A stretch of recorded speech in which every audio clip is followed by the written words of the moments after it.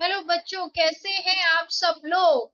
So I hope सो आप बहुत अच्छे होंगे, बढ़िया होंगे और अच्छे से पढ़ाई चल रही होगी। और जिन बच्चों ने मेरी लास्ट क्लास देखी होगी, नेचर स्कोप का पार्ट फर्स्ट, उनको पता होगा कि हम करने क्या वाले हैं। तो जो जो इस चैनल पे नए हैं या पहली बार देख रहे हैं बच्चे, हम लोग सितंबर का पार्ट 1 कर चुके हैं 30 मिनट्स का। तो उसमें कुछ टेक्निकल ग्लिच आ गया था, इसलिए मुझे वो रिकॉर्डिंग वहीं पे रोकनी पड़ी। बट अब आज हम कंटिन्यू करेंगे। तो मैं यहाँ पे स्टडी मटेरियल का बेस यूज कर रही हूँ, बिकॉज मैं आपको बता दूं, आप कितनी भी रेफरेंस बुक आप यूज कीजिए, आई एम नॉट डिनाइंग कि आपको रेफरेंस बुक यूज नहीं करनी, आप आराम से रेफरेंस बुक कोई भी ऑथर की ले सकते हैं। लेकिन अपने इंस्टीट्यूट के मटेरियल को मत छोड़ना, क्योंकि आपका इंस्टीट्यूट का मटेरियल ही किसी भी रेफरेंस बुक का बेस होता है। ऑलराइट। आज हम जो टॉपिक कवर करने वाले हैं वो चैप्टर फर्स्ट में इनहेरेंट लिमिटेशन कवर करने वाले हैं ऑडिट की। और आगे का ऐसे 200 कवर करने वाले हैं। तो सबसे पहले तो बात यही रही। ठीक है। हमने लास्ट क्लास में ऑडिट का मीनिंग पढ़ा था कि ऑडिट किसे बोलते हैं, स्कोप पढ़ा था ऑडिट के फंक्शन पढ़े थे, डिफरेंट डिफरेंट ब्रांचेस, जैसे कि टैक्सेशन के साथ क्या है, लॉ के साथ। यहाँ पे मेरा फ्लो कैसे रहने वाला है मैं आपको स्टार्टिंग में बता देती हूँ। आपके पास स्टडी मटेरियल है, आप अपना स्टडी मटेरियल खोल के बैठिए। अगर नहीं है तो आप इंस्टीट्यूट की साइट से डाउनलोड कर सकते हैं। ठीक है। मैं आपको लाइन टू लाइन पहली बात तो नहीं बताने वाली हूँ, लाइन टू लाइन मैं आपको मतलब बताऊंगी, लेकिन आई वांट कि अगर आप सच में डेडिकेटेड है तो आप उस टॉपिक का मतलब समझ के आप इस वीडियो को यहाँ पे पॉज कीजिए और अपने स्टडी मटेरियल में से वो टॉपिक को कवर कीजिए। ठीक है। और देखिए कि आप मतलब समझने के बाद उस टॉपिक को पढ़ पा रहे हैं, उस टॉपिक को समझ पा रहे हैं या नहीं समझ पा रहे हैं। मैं जितने भी शॉर्टकट्स यहाँ पे यूज कर लूं, अगर आप खुद से सेल्फ स्टडी नहीं करेंगे तो इन माय ओपिनियन कि आप उसमें लिख नहीं पाएंगे। अगर आपका कोई भी सजेशन है, फीडबैक है, तो most welcome in the comment box. आप कोई भी सजेशन फीडबैक आप लिख सकते हैं कि अगर आपको कुछ और एनहांसमेंट चाहिए या आपको स्टडी का तरीका कैसा लगा तो आप लिख सकते हैं। ठीक है। तो ये तो था कुछ इंट्रोडक्शन पार्ट। ठीक है। जो बच्चे इंट्रोडक्शन पार्ट में बिलीव नहीं करते वो स्किप कर सकते हैं। तो चलिए हम लोग अब स्टार्ट करते हैं आपका इंस्टीट्यूट का इनहेरेंट लिमिटेशन। ठीक है। तो इनहेरेंट लिमिटेशन बच्चे स्टार्ट करते हैं।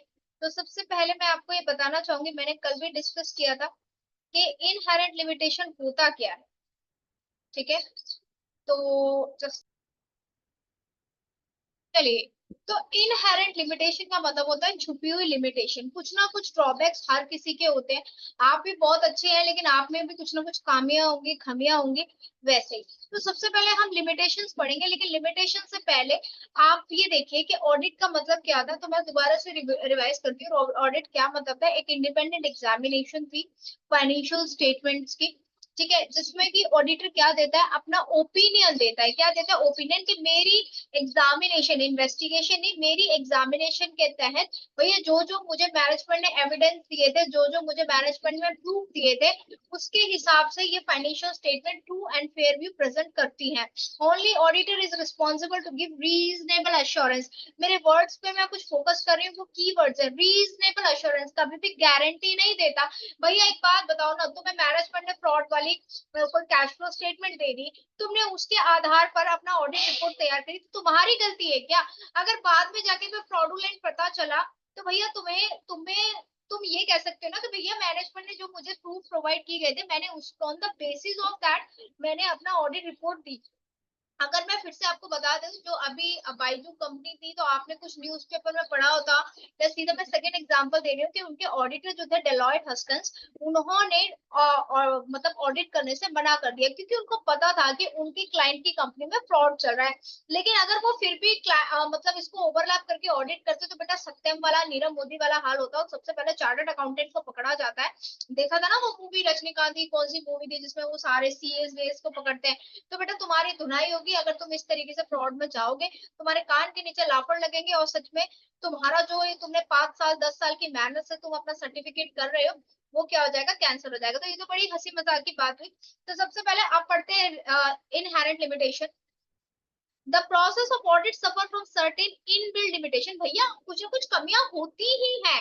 Then auditor can not obtain absolute assurance. अगर आप मेरी वर्ड्स को, मेरी बातों को बहुत ध्यान से बारीकी से सुन रहे हैं, तो मैंने एक वर्ड यूज किया था, क्या, रीजनेबल एश्योरेंस।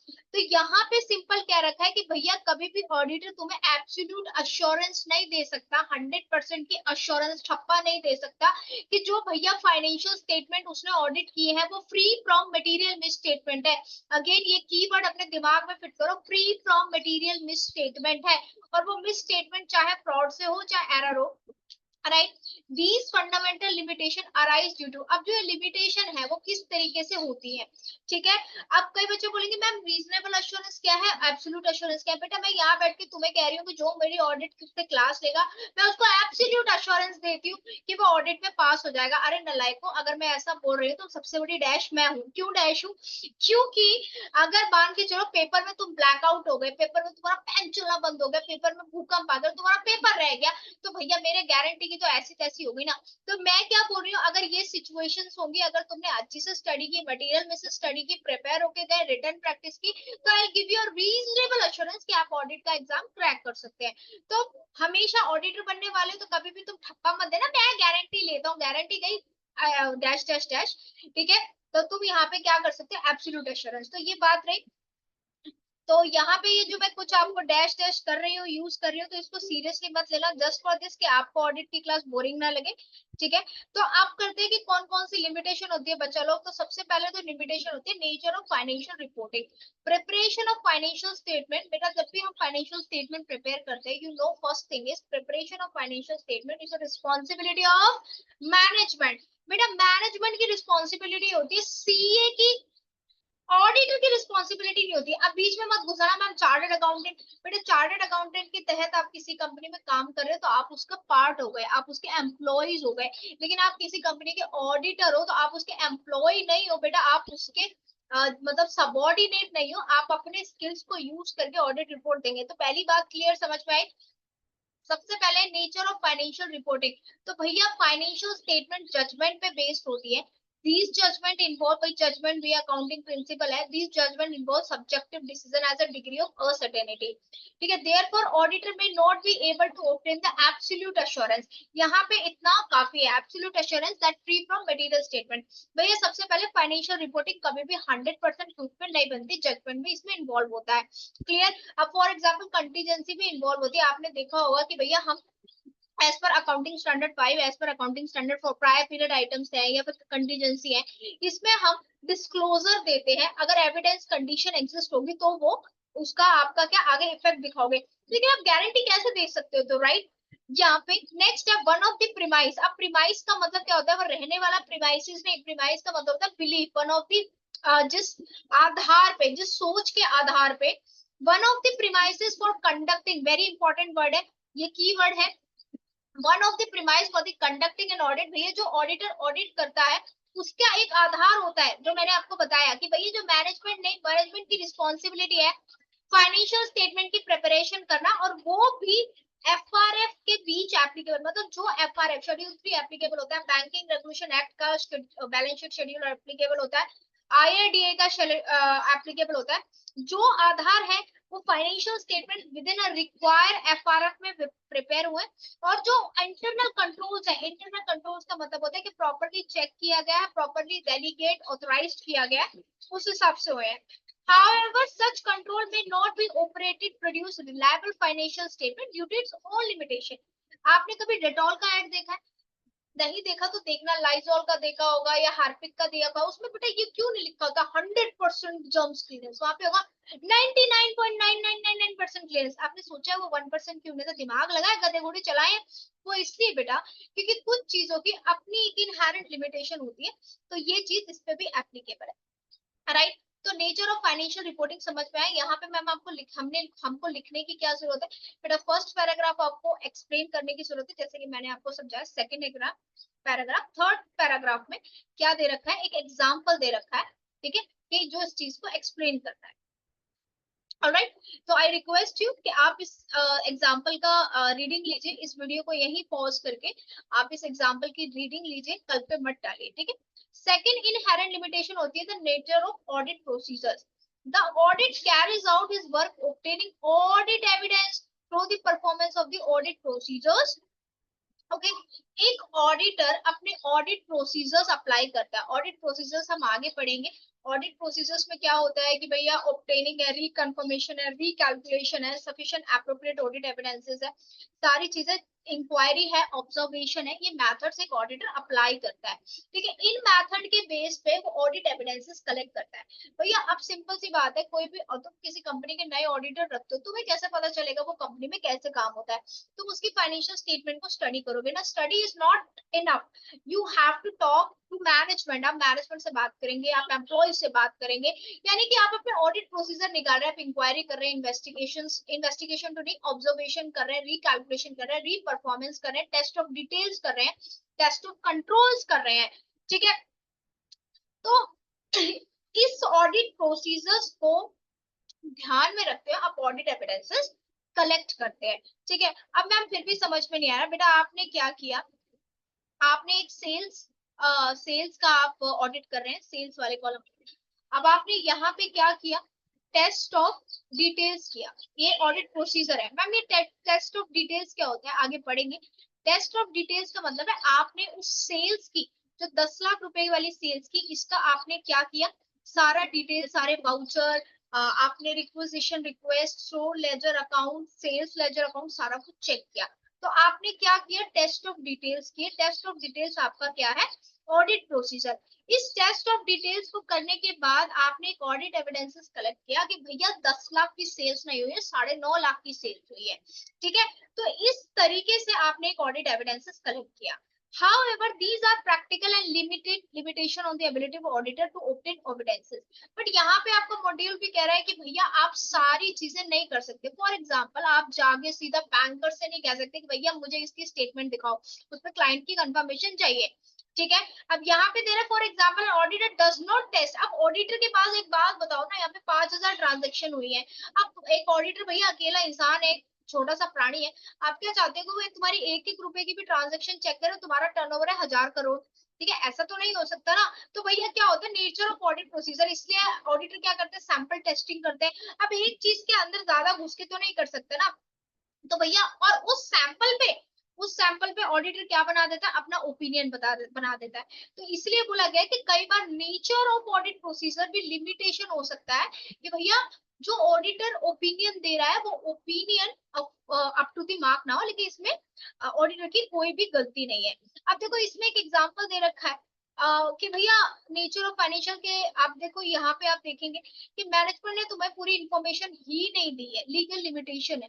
तो भैया तुम उनसे उनसे निकलवा थोड़ी ना सकते हो कि दो दो दो. आप तुम्हें नहीं दे रहा तो क्या कर सकते हो? ठीक है, तुमने कहा था कि भैया मुझे सारी लीगल इन्फॉर्मेशन दो. उनने तुमसे एक केस की पेंडिंग कार्रवाई छुपाई, जब उसका रिजल्ट आया तो उसको भारी नुकसान हुआ. तो वो जो तुम्हारे बैंकर्स हैं, इन्वेस्टर, वो तुम पे आके तुम पे नहीं बोल सकते ऑडिटर भैया तुमने नहीं किया, बिकॉज आप कह सकते there is inherent limitation of the audit. मैंने जो रिक्वेस्ट किया था मैनेजमेंट में मुझे नहीं दिया, तो भैया जब मैनेजमेंट ने नहीं दिया तो मैं क्या उनके घर में से जाके चुरा के लेके आऊंगा? क्या मुझे सपने आ रहे हैं? समझ आ गया. सेकंड एग्जांपल क्या है कि भैया मैनेजमेंट ना बहुत ज्यादा क्या 420 कर रही है, फ्रॉड है, निकम्मी है, नालायक है. ठीक है, वहां के लोग ही बेकार है और वो फ्रॉड को छुपा रहे हैं, बड़ी आसानी से पॉलिश करे. तो बेटा तुम लोग एक सीआईडी एजेंट नहीं हो, रॉ एजेंट नहीं हो, तुम लोग एक ऑडिटर हो. तो ये अपने फिल्मों पे बंद करना कि तुम्हें एकदम से पता चल जाएगा साउथ इंडियन हीरो की तरह ऐसा हुआ है या हीरोइन की तरह ऐसा हुआ है. तो भैया सिंपल सी बात क्या है कि जो तुम्हारे पास, कहने का मतलब मैं क्रक्स बता रही हूँ, अगर मैनेजमेंट में कोई भी फैक्ट छुपाया है, मैनेजमेंट ने डिसऑनेस्टी की है, तब मैनेजमेंट ने तुम्हें सारी कंप्लीट इन्फॉर्मेशन नहीं दी, तो जो इन्फॉर्मेशन तुम्हें मिली है तुम उसके बेसिस पे अपने ऑडिट प्रोसीजर्स प्लान करते हो और उस ऑडिट प्रोसीजर पे तुम्हें ऑडिट एविडेंसेस मिलता है. और अगर तुम्हें किसी चीज का ऑडिट एविडेंसेस गलत मिला है या कम मिला है तो it's not the auditor fault, this is a inherent limitation of audit. समझ आया? क्लियर हो गया? ठीक है, अगर समझ आया, बिल्कुल दिमाग में क्रिस्टल क्लियर हो रहा है तो लाइक ठोकते जाना. और एक बार अब इसको पॉज करके ये पैराग्राफ भी पढ़ो. ठीक है, मेरे साथ साथ पढ़िए तो आपको ऐसा ही फील होगा कि हाँ भाई क्लास में पढ़ रहे हैं. लेकिन अगर तुम इसको रिकॉर्डिंग देखोगे तो बेटा नहीं होगा. मैं जल्दी कोशिश करूंगी थोड़ा सा टाइम के बाद के थोड़ा एक बार कोर्स करेंगे, लाइव सेशंस लेके आऊं, I will try my best.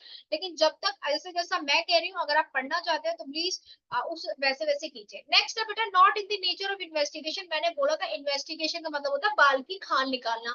तुम्हारा तुम भैया रॉ एजेंट या सीबीआई एजेंट नहीं हो, तुम एक ऑडिटर हो। तो auditor can not, absolute assurance का मतलब होता है बाल की खाल निकाल के 100% की गारंटी देना। भैया सिंपल सी बात है, पहले ही डिस्कस हो चुका है कि auditor can not obtain the absolute, ये कीवर्ड्स है, absolute assurance that financial statement are free from material misstatement due to fraud and error. भैया 100% नहीं दे सकता। एक क्वेश्चन आया था तुम्हारे आईसीआई में कि भैया ऑडिटर फ्रॉड निकालने में मतलब कामयाब रहा, तो मैनेजमेंट ने उसको गला पकड़ लिया, डायरेक्टर्स ने, कि तूने गलत किया। तो भैया ये गलत है, कंपनी ऐसा ऑडिटर के साथ नहीं कर सकती। थर्ड जो लिमिटेशन है, timeliness of financial reporting and decrease in the relevance of information time. बेटा ये इंपॉर्टेंट है, relevance of information decrease over time and auditor can not verify each and every matter. Simple सी बात है भैया, तुमने तुमने अभी करंट की रिटर्न नहीं भरी, मान के चलो, तो वो मैटर अभी रिसोल्व हो सकता है, तुमने अपनी इनकम टैक्स की रिटर्न नहीं भरी, लेकिन तुम 2 साल 3 साल पहले जो तुमने नहीं करी, तुम्हारा रिफंड अटका पड़ा है, तुम ऑडिटर को कह रहे हो देखो ना क्या होगा। भैया वो क्या करेगा, वो अंतर्यामी थोड़ी ना, ऑडिटर है। तो भैया सॉरी, कई बार फाइनेंशियल रिपोर्टिंग में भैया ऐसी चीज आ सकती है जो ऑडिटर टाइम के साथ उस इंफॉर्मेशन की वैल्यू कंप्लीट हो जाए। अब एक बात बताओ भैया, अब मैं तुम्हें सितंबर का बैच नहीं पढ़ा के मैं तुम्हें अब मई का बैच पढ़ाती, तो तुम्हारे लिए रेलेवेंस होता नहीं होता ना। सिंपल सी बात है कि जो इन्फॉर्मेशन जब जरूरी है उसका रेलेवेंट तब होता है, अदरवाइज वो अपनी रिलायबिलिटी खो देती है। ठीक है, नेक्स्ट है बेटा फ्यूचर इवेंट। फ्यूचर इवेंट्स देखिए, आपके फाइनेंशियल स्टेटमेंट में आपकी कंटिजेंसी इन्वॉल्व होती है, सारी चीज होती है, तो फ्यूचर इवेंट भी इफेक्ट करते हैं, ठीक है, मार्केट कंडीशन को। तो कुल मिला के हमने पढ़ा कि ऑडिट की इनहेरेंट लिमिटेशन होती है, वो भी 5 तरीके से इनहेरेंट लिमिटेशन होती है। तो मैं उसको रिपीट कर रही हूँ कौन कौन से तरीके से। तो फर्स्ट वन है इनहेरेंट लिमिटेशन क्यों होती है, रीजंस फॉर इनहेरेंट लिमिटेशन, और यू कैन से ये क्या है, फैक्टर्स ऑफ इनहेरेंट लिमिटेशन, जो इनहेरेंट लिमिटेशन को बनाते हैं। सबसे पहले financial nature of financial reporting है। सेकंड क्या होता है आपका, सेकंड होता है बच्चा not in the nature of investigation, investigation के नेचर में नहीं होता। Timeliness of financial and decrease in the relevance information over time, future events, okay, ये सारी चीज होती है। तो यहाँ पे आपके ब्लू बॉक्स में मेरा ब्लू है, आपका बाबा आदम के जमाने का आपकी बुक में ब्लैक एंड व्हाइट होगा, लेकिन इन ब्लू बॉक्सेस और इन ब्लैक एंड व्हाइट बॉक्सेस को आपको नहीं छोड़ना है, इसकी स्टडी मस्ट करनी है, because this is summary of your particular topic. इसको स्टार बार कीजिए, ठीक है। अब इनहेरेंट लिमिटेशन, अब इसका एक्चुअल भी क्या दे रखा है भैया, एसए 200 स्टैंडर्ड और 200 में दे रखा है, overall objective of independent auditor and conduct of audit. ठीक है, तो यहाँ पे एक लाइन, इस लाइन पे बहुत बार क्वेश्चन आता है, मेरे साथ पढ़िए, the auditor is not expected and cannot reduce the audit risk to the zero because of the inherent limitation। जो 5 फैक्टर्स की वजह से ऑडिट में इनहेरेंट लिमिटेशन मौजूद है, उसकी वजह से ऑडिटर कभी भी ऑडिट रिस्क को जीरो पे नहीं ला सकता, और ऐसे नहीं बोल सकता वो डेटॉल वाला एग्जाम्पल कि 100% क्लीन है। ऑडिटर को हमेशा बोलना पड़ेगा 99.999%। समझ आया, अब दिमाग के गधे घोड़े दौड़े, यस, ठीक है।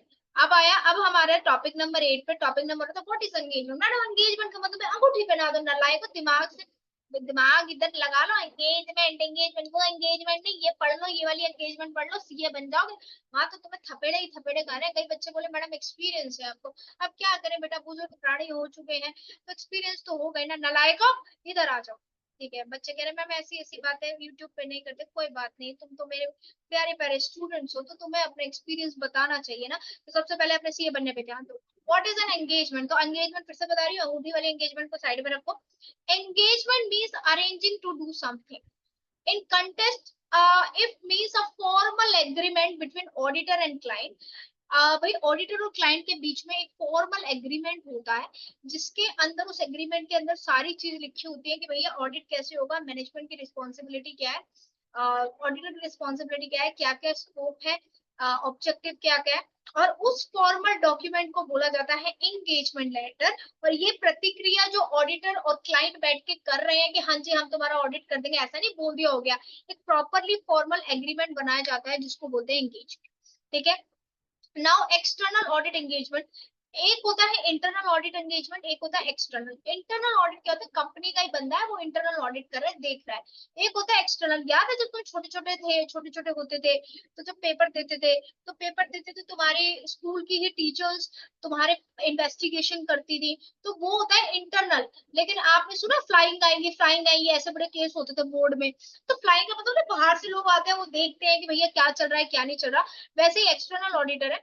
सो आप अपनी कंपनी का ही ऑडिटर नहीं ले सकते, आपको बाहर वाले की बाहर किसी ऑडिट टीम से, जैसे डेलॉइट है और बहुत सारे टीआर चड्डा फर्म्स है, केपीएमजी है, पीडब्ल्यू है, इनमें इनमें से आपको क्या करना है, एक्सटर्नल ऑडिट एंगेजमेंट लेनी है, मतलब कि भैया आओ और हमारा ऑडिट करो। वो आपको वो उनकी जो डिग्री ऑफ कॉन्फिडेंस है वो आपको बढ़ा के देते हैं। क्लियर? अच्छा, now benefits of audit, why audit is necessary. तो भैया इसमें तीन चार पॉइंट्स रखे कि ऑडिट क्यों नेसेसरी है। बेटा सबसे पहले ऑडिट आपको हाई क्वालिटी इंफॉर्मेशन देता है। आपने बहुत सारे बैंकों में या आप अभी तो आपका स्टार्ट नहीं होगा, जिन्होंने प्रैक्टिकल ट्रेनिंग कर रखी है इनको थोड़ा सा भी स्कोप है, वो कहते हैं कि ऑडिटर की रिपोर्ट देख आओ। तो भैया हाई क्वालिटी इंफॉर्मेशन होती है, यानी कि बिजनेस के अंदर अगर आप बिजनेस के अंदर ज्योतिष तो नहीं कहूंगी मैं, एक ठप्पा होता है कि ऑडिटर का ठप्पा लग गया है तो इट मीन जो फाइनेंशियल स्टेटमेंट है वो करेक्ट है। Next, in case of company share holder में नो, अब शेयर होल्डर्स तो भैया जो शेयर होल्डर्स है, अब रिलायंस के अंदर कम से कम 50,000 शेयर होल्डर है, इससे ज्यादा ही होंगे, मैं आपको एग्जांपल दे रही हूँ। ठीक है, तो भैया सबके पास इतना टाइम नहीं है कि रोज रोज रिलायंस पे रखे, तो भैया वो किसकी बात पे रिपोर्ट बिलीव करेंगे, ऑडिटर की रिपोर्ट पे। भैया ये ऑडिटर कह रहा है ना, इसने आईसीआईसी डिग्री लिया, इट मीन इनकी फाइनेंशियल स्टेटमेंट अच्छी है, ईपीएस इतना आ रहा है, प्रॉफिट इतना आ रहा है। ठीक है, इसकी आप डिटेल रीडिंग लेना, मैं फिर से बता रही हूँ आपको। Audit acts a moral check of employees. अब एम्प्लॉइज है, कई एम्प्लॉइज बड़े खुददार होते हैं, कई एम्प्लॉइज बड़े नालायक होते हैं, बेशरम होते हैं, 420 होते हैं। तो वो एम्प्लॉइज क्या कहते हैं, जो बड़े खुददार जैसे हम जैसे एम्प्लॉइज होते हैं, वो क्या बोलते हैं कि नहीं भाई ऑडिट में पता चल जाएगा, इनको ऑडिट में पता चलेगा, जब ऑडिट होगा तो फ्रॉड सामने आएगा। ये है कि कमिटिंग फ्रॉड हो रहा है, तो ऑडिट के जरिए अगर ऑडिटर बड़ा ढंग का है बेटा, तो वहां पे वो फ्रॉड वगैरह सब चीज निकाल के ला सकता है। Audit of financial statement help in the government authorities, तो मैंने आपको जस्ट एन एग्जांपल दिया, बैंकर्स में हेल्प करता है, एरर और फ्रॉड डिटेक्ट करने में हेल्प करता है, और एग्जिस्टिंग कंट्रोल्स इनमें हेल्प करता है। तो take a reading for this, pause कीजिए और इसकी रीडिंग लीजिए। Okay, now next 10, audit mandatory और वॉलंटरी। भैया ऑडिट क्या है, मैंडेटरी है या वॉलेंट्री है। ऑडिट ऑलवेज मैंडेटरी नहीं हो सकता, कोई ऑडिट कराना जरूर है, इट्स नॉट मैंडेटरी। ठीक है, बट मैनी आइडेंटिटीज, लेकिन कुछ आइडेंटिटीज की लिमिट होती है, या कुछ आइडेंटिटीज ऐसी होती है जिनमें ऑडिट मैंडेटरी होता है। तो अगर ये क्वेश्चन प्रश्न आता है तो audit is not mandatory, but as per income tax law इसमें एक लिमिट दे रखी है कि अगर आपकी टर्नओवर 1 करोड़ से ज्यादा की तो आपको ऑडिट कराना चाहिए। ठीक है, और ये मर्जी है, ऑडिट से आपको क्लैरिटी मिलती है, व्यू मिलता है सारी चीजें, तो आप अपने मन मर्जी से ऑडिट करा सकते हैं। Right? Okay, now very very important, who appoints an auditor.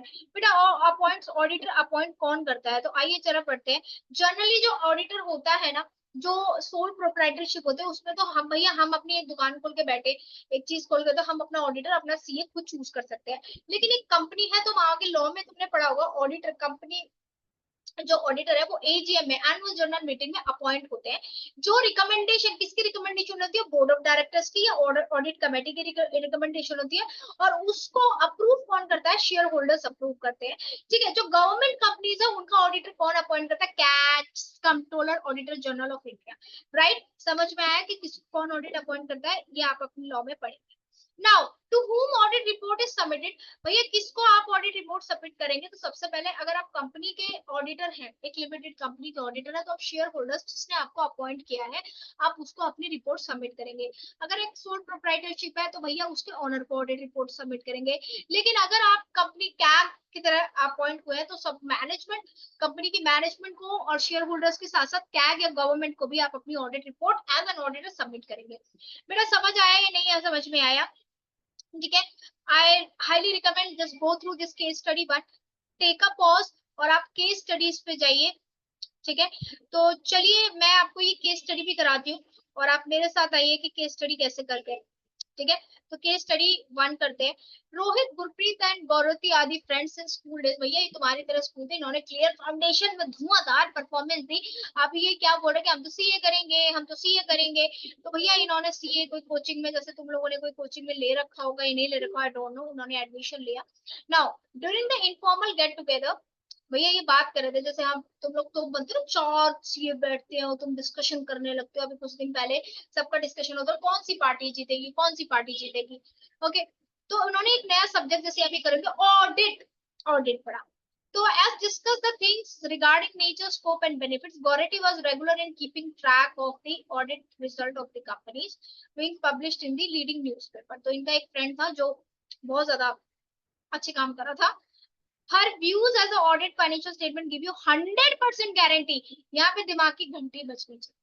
मैंने आपको चिक चिक के बोला था 100% गारंटी, यानी कि एब्सोल्यूट एश्योरेंस नहीं होता, रीजनेबल एश्योरेंस होता है। लेकिन ये बंदी कह रही है कि नहीं भैया 100% गारंटी मिलती है स्टॉक होल्डर्स को कि भैया ऑडिट पे बिलीव करो तो 100% गारंटी होगी। बट शी कुड नॉट, आगे आइए, but she could not understand wrongdoings of financial statements and discovered after years have gone. Ali also concluded her views that added when financial statement audited, each and every transaction appearable are verified। अब देखो यहाँ पे ये mister Ali भी का इनका भी each and every transaction verified, लेकिन अभी हमने पढ़ा था inherent limitation कि भैया पॉसिबल नहीं है कि हर एक ट्रांजेक्शन को, देखिए आंसर आपके दिमाग में खुद आ रहे होंगे अगर आपने मेरे साथ ढंग से पढ़ा होगा कि भैया पॉसिबल नहीं है कि हर एक ट्रांजेक्शन का रिकॉर्ड लेके आए। Gurpreet was an opinion that audit was conducted on the basis of sample checking। अभी मिस्टर गुरप्रीत कहते हैं sample checking पे होना चाहिए। He was also view that audit financial statement are not guarantee against probable wrongdoing in possible matter। Not a left when Rohit also jumped in the fray। Fray का मतलब है discussion में। He supported Gurpreet and also added some point। अब चलिए जरा question पूछते case study में। ये आपका जो क्वेश्चन नंबर फर्स्ट होता है जिसमें दो दो नंबर के 5 क्वेश्चन होते हैं, 10 नंबर का क्वेश्चन होता है, वैसा ही प्लान है। Gurpreet was the view that audited financial statements are not a guarantee against probable wrongdoing in financial matters of the company। What kind of assurance does audit financial statement provide? तो भैया आप बताइए, it provides a reasonable assurance, meaning moderate level of assurance। It means reasonable assurance mean low level of assurance. It provide reasonable assurance mean high level of assurance, and it provide reasonable assurance mean an absolute level of assurance। बेटा इसका मतलब है reasonable assurance providing high level of assurance। high level का मतलब होता है reasonable assurance का मतलब है as per the given facts and circumstances और as per the condition। जब आपके पास फैक्ट एंड फिगर है तो हम आपको हाई लेवल का assurance देंगे, ना तो मॉडरेट ना लो ना 100%, बट हाई लेवल का assurance देंगे। तो आंसर है इसका सी। क्लियर, नेक्स्ट आइए। Rohit added an information auditor can enforce an employees of company to provide him required information and documents। Can he do so? Rohit added that auditor can force employee of the company। भैया auditor क्या force कर सकता है? No, he cannot do so। He has only request for providing him with necessary information, but he cannot force। C point है, C point है, ठीक है। वो उससे रिक्वेस्ट कर सकता है कि भैया आप हमें ये दे दीजिए, लेकिन वो उसको कनपट्टी पे बंदूक रख के नहीं कह सकता कि दे दो दे दो दे दो। भैया उसकी मर्जी है, दे ना दे, कार कर देंगे तुम्हें। ठीक है, समझ आ रहा है। Now third one, Ali has listened one of the classes that audit covers all aspect of identity and concluded each and every transaction of identity is verified by the auditor. ये तो तुम्हारे दिमाग में आया ही होगा। गौरती also seen that agreement with him, but she was view that beside that it also mean that audit should be recognized all cover areas। Okay, which of the following is only view of Ali is correct, only Gauriti view is correct, view of both correct and are incorrect। बताइए आप इसमें। तो दोनों का ही view गलत है क्योंकि each aspect नहीं कवर करने, सिर्फ फाइनेंशियल स्टेटमेंट के एस्पेक्ट, फाइनेंशियल जो इन्फॉर्मेशन है, जो जो उसको स्कोप दिया है, मैंने हमने कल वाली क्लास में भी बात किया था, जो स्कोप है उसके ही एस्पेक्ट कवर करने। और ऐसा पॉसिबल ही नहीं है कि each aspect cover due to inherent limitation of audit. Okay, तो अभी आप समझ पा रहे हैं कि क्वेश्चंस को कैसे सॉल्व करना है, राइट अब नेक्स्ट फोर्थ करते हैं। all of them discussed about benefits of auditing, which of the following is not likely to be, since auditing is connected with future events, बेटा audit हमेशा future events पे base नहीं होता. Errors or frauds may be discovered during the audit. Government authorities can make use of audit accounts in different purpose. It can help in removing deficiencies, maintenance of financial record. तो आप क्या सोचते हैं, अली का जो information है वो सही है या नहीं है, जल्दी से बताइए.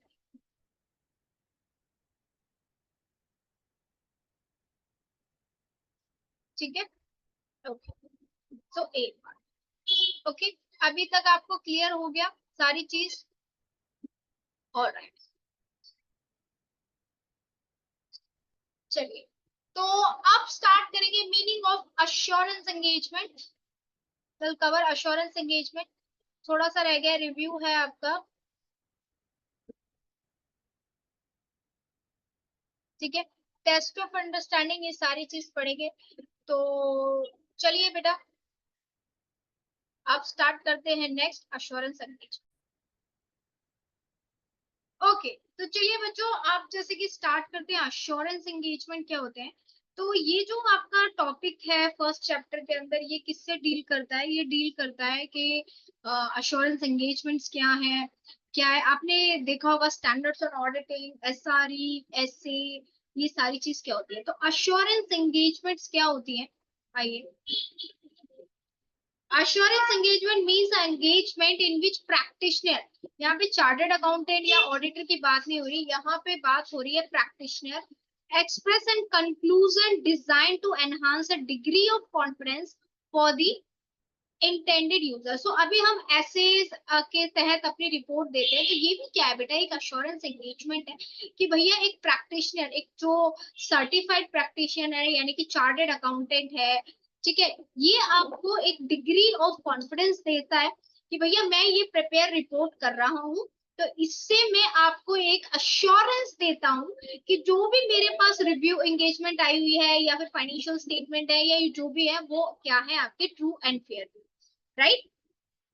Now elements of assurance engagements के एलिमेंट्स क्या होते हैं, कौन कौन अश्योरेंस एंगेजमेंट में इन्वॉल्व होता है. तो सबसे पहले थ्री पार्टीज होती है. एक प्रैक्टिशनर, प्रैक्टिशनर यानी ऑडिटर या चार्टर्ड अकाउंटेंट. एक रिस्पॉन्सिबल पार्टी, जिसका वो रिव्यू करने वाला है, जिसकी फाइनेंशियल स्टेटमेंट का. और इंटेंड यूजर होते हैं, जिसके लिए करने वाला है, जैसे बैंक हो गए, गवर्नमेंट हो गई, या इन्वेस्टर्स हो गए, शेयर होल्डर्स हो गए.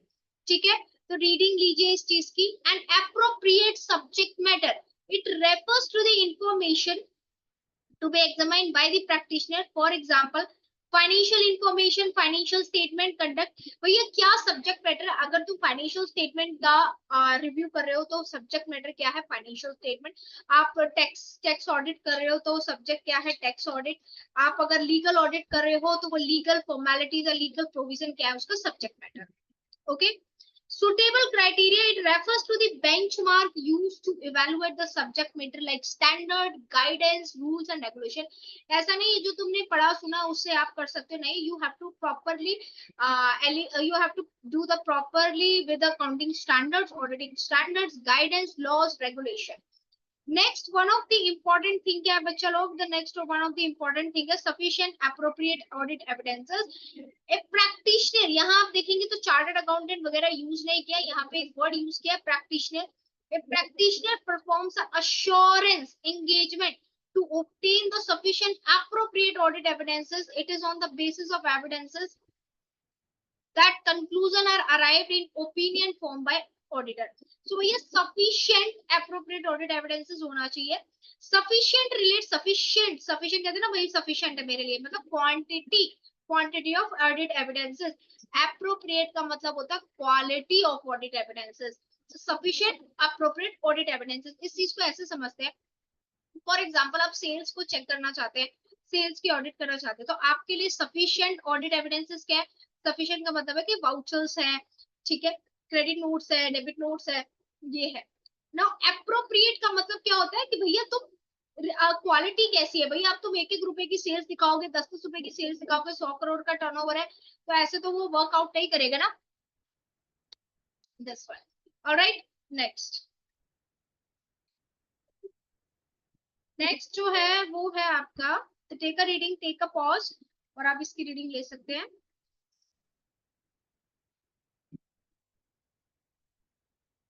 रिटर्न एश्योरेंस रिपोर्ट भैया जब भी आप क्या कर रहे हैं, जब भी आप कोई एश्योरेंस एंगेजमेंट दे रहे हैं तो आपको क्या है, रिटर्न रिपोर्ट जरूर देनी है। तो 5 एलिमेंट्स फिर से देखिए, एक एश्योरेंस एंगेजमेंट का, मैडम ऑडिट रिपोर्ट भी क्या एश्योरेंस एंगेजमेंट में आती है? हाँ जी, ऑडिट रिपोर्ट भी, ऑडिटर की ऑडिट रिपोर्ट भी एश्योरेंस एंगेजमेंट में आती है। ये आपके 5 एलिमेंट्स इसमें होते हैं। सबसे पहले 3 पार्टी होती है, कौन कौन सी? प्रैक्टिशनर होती है और एक रिस्पॉन्सिबल पार्टी होती है और इंटेंड यूजर्स होते हैं।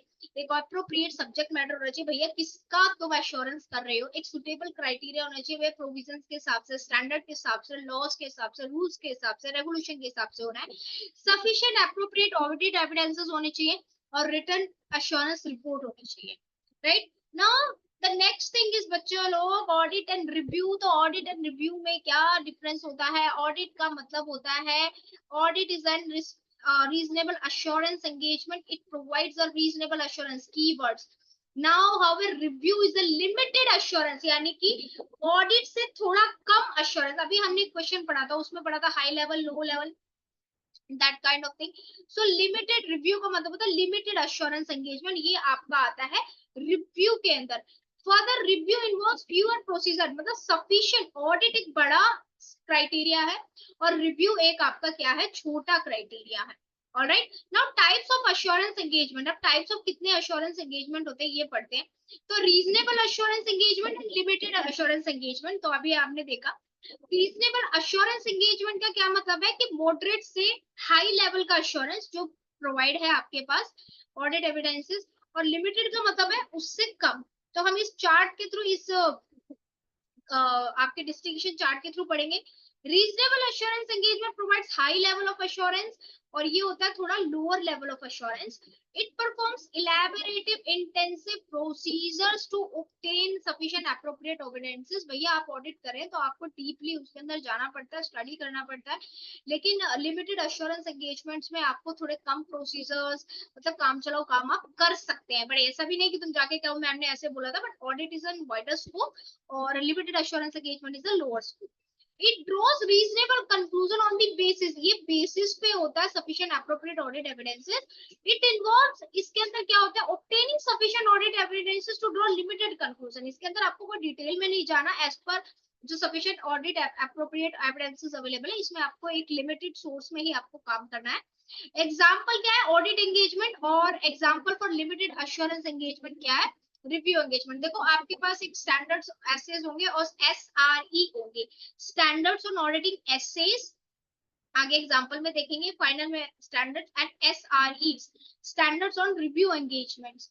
ठीक है, तो यहाँ पे एसेज में आपको क्या करना पड़ता है, रीजनेबल एश्योरेंस, और कंफ्यूज मत हो जाना। और स्टैंडर्ड्स ऑन रिव्यू एंगेजमेंट में आप लोग क्या देते हैं, लिमिटेड अश्योरेंस एंगेजमेंट, क्या देते हैं, लिमिटेड अश्योरेंस एंगेजमेंट। ऑलराइट आगे चले, ठीक है।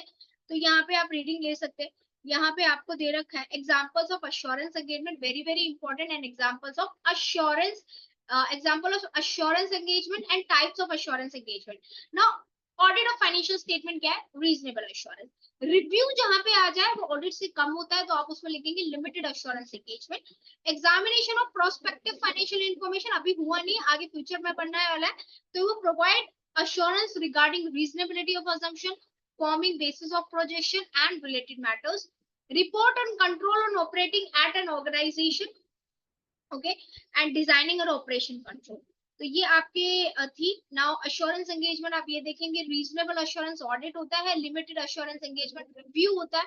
लेकिन आपको historical assurance engagement dealing with matters other than historical, examination prospectus financial information like prospectus, तो भैया उसके लिए तो आप क्या, ना आपके पास एविडेंस है ना कुछ है पास्ट के, you have to use the projections, you have to use your estimates.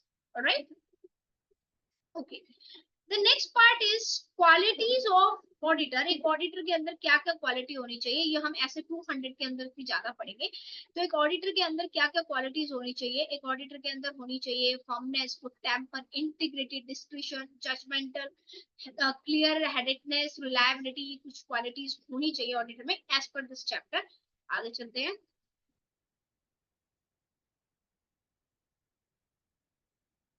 Now अब यहाँ पे आप देखेंगे तो स्टैंडर्ड्स ऑन ऑडिटिंग है।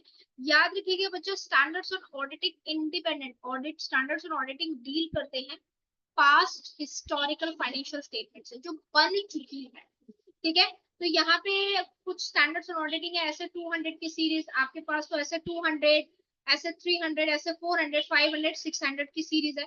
ऐसे रिव्यू एंगेजमेंट है, एसआरई 2400, ये 1000 में सीरीज चलती है एसआरई की। फाइनल आपके लिए मैम हमारे लिए एप्लीकेबल है, इतना एप्लीकेबल नहीं है आपके लिए, जो अभी तक पढ़ा है वो आपके लिए एप्लीकेबल है।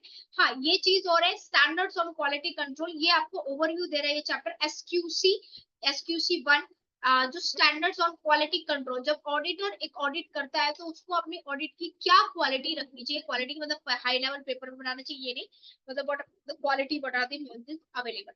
तो यहाँ पे हमने ये चैप्टर्स फिनिश किया, ठीक है। यहाँ पे केस स्टडी है, kindly go through with the case study. ये अगेन ये होमवर्क के लिए मैं आपको केस स्टडी दे रही हूँ एसक्यूसी। अब यहाँ पे बेटा मैं और एक चीज कह रही हूँ, किसी भी चैप्टर की समरी बहुत ज्यादा इंपॉर्टेंट है। तो आपने जो भी चैप्टर पढ़ा है, चाहे सेल्फ किया चाहे मेरे साथ किया, आप उसकी समरी जरूर लेंगे, बिकॉज मॉड्यूल में समरी बहुत ज्यादा इंपॉर्टेंट दे रखी है, ठीक है। एमसीक्यू समरी के बाद ये समरी पॉइंट्स आपको जरूर देने हैं। चलिए आप थोड़ा सा एमसीक्यूज देख लेते हैं, ठीक है। एमसीक्यूज में क्या है, और उसके बाद केस स्टडी क्वेश्चंस को देखेंगे, ठीक है।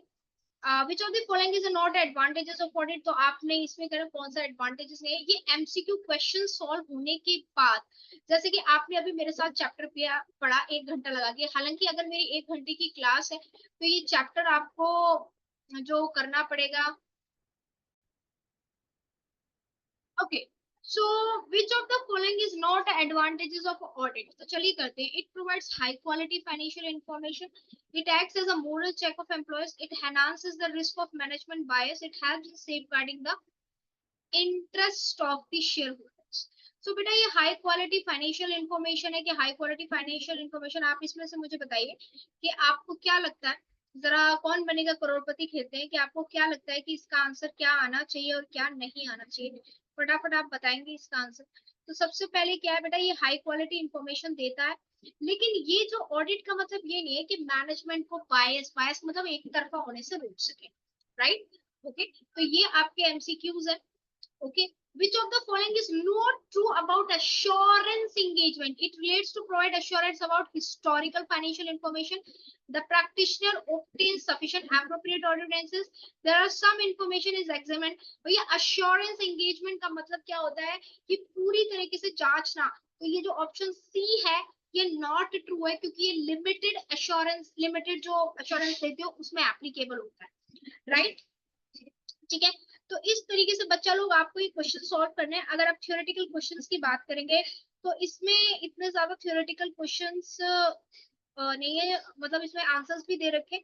और एक मैं आपकी सेपरेट क्लास लूंगी जिसके अंदर मैं लिखाऊंगी कि how to write the answers. So I hope so कि आप लोगों को चैप्टर समझ में आया। अब मैं आपको एक कुल मिला के समरी देती हूँ कि इस चैप्टर में हमने करा क्या है और क्या नहीं करा। आइए आप मेरे साथ।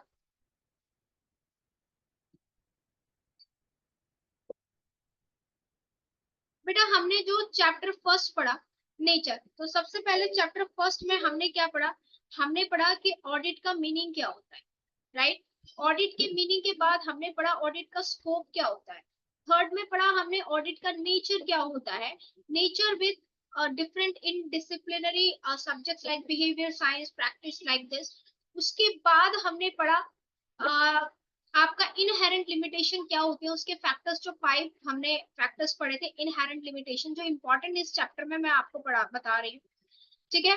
उसके बाद हमने पढ़ा कि reasonable assurance, very important, reasonable assurance versus limited assurance में डिफरेंस क्या है। Reasonable assurance standards on auditing कहलाते हैं जो हिस्टोरिकल फाइनेंशियल स्टेटमेंट पे डील करते हैं, और ये एसआरईज कहलाते हैं। उसके बाद हमने क्वालिटीज ऑफ ऑडिटर की हिंट पढ़ा, लेकिन ये सारी चीज हम ऐसे 200, 210, 220 में पढ़ेंगे, ठीक है। और उसके बाद हमने बेसिकली डेफिनेशंस पे ध्यान दिया। तो ये सब सारी चीजें होती हैं, ये हमने यहाँ पे पढ़ी। आई होप सो आप लोगों को ये चैप्टर समरी चैप्टर समझ में आया हो।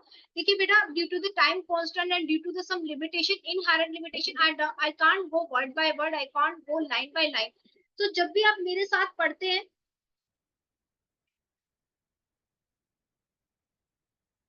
आप जब भी आप मेरे साथ पढ़ते हैं तो आप लाइन बाय लाइन, मैं आपको मतलब समझा रही हूँ, लेकिन आप अपने साथ पॉज करके वीडियोस को पढ़िए तो बेटर होगा। और जरूर अपने कमेंट सेक्शन में अपना एक्सपीरियंस जरूर शेयर कीजिएगा। तो कल बात करेंगे चैप्टर नंबर 2 की, पार्ट्स में आएंगे। बहुत सारे चैप्टर होते हैं, 2-3 घंटे का एक्स्ट्रा हो जाता है, तो कोशिश करूंगी 1-1 घंटे के पार्ट्स में लेके आऊं। तो जब तक के लिए शुक्रिया, धन्यवाद। पढ़ते रहिए, बढ़ते रहिए। अगर अच्छा लगे तो शेयर कर देना जिनको जरूरत है, सब्सक्राइब कर देना, और अपना फीडबैक और सजेशन देना मत भूलना। शुक्रिया, धन्यवाद। जल्द होगी जीत की दहाड़। Bye bye.